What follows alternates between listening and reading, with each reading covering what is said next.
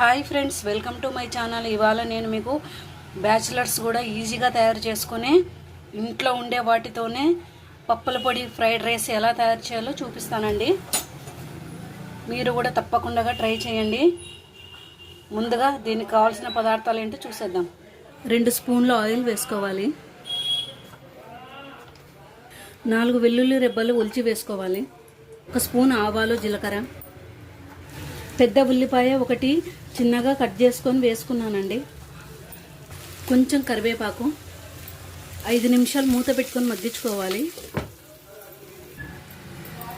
5 minutes అయిందండి.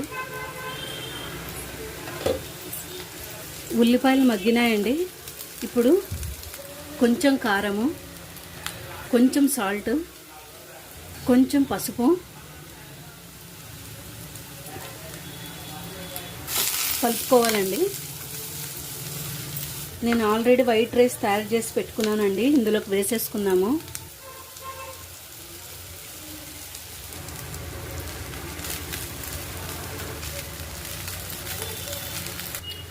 కలుపుకోవాలి.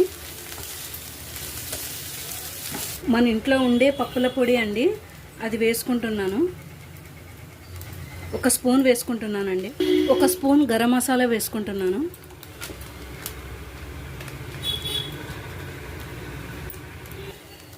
వేసి బాగా కలుపుకోవాలండి. కొంచెం కొత్తిమీర వేసుకోవాలి. ఇంతేనండి, పప్పుల పొడి ఫ్రైడ్ రైస్ రెడీ అయిందండి. మీరు కూడా ఒకసారి తప్పకుండా ట్రై చేయండి. చాలా అంటే చాలా అద్భుతంగా ఉంటుందండి ఈ ఫ్రైడ్ రైస్. అన్ని ఇంట్లో ఉండే వాటితోనే తయారు చేశానండి.